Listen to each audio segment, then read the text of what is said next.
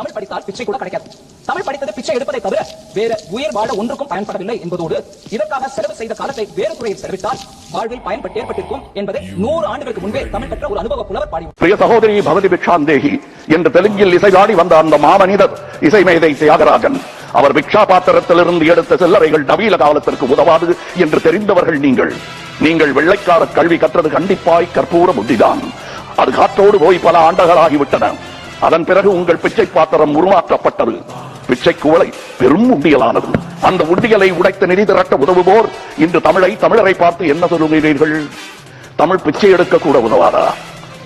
ஓரளவு உண்மைதான். ஒரு தெற்கத்தி அறிவுரை தங்காய், தமக்கென உங்கள் நிதியை திரட்ட ஆங்கிலத்தில் இந்தியில் பிச்சை எடுக்கலாமே.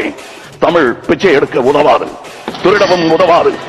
தமிழன் பிச்சை எடுக்க மாட்டான், அதுவும் உங்கள் பிச்சையை ஏற்கவே மாட்டான். தங்கச்சி, ஓட்டையும் நாட்டையும் இந்த கமலஹாசன் விற்கவே மாட்டான்.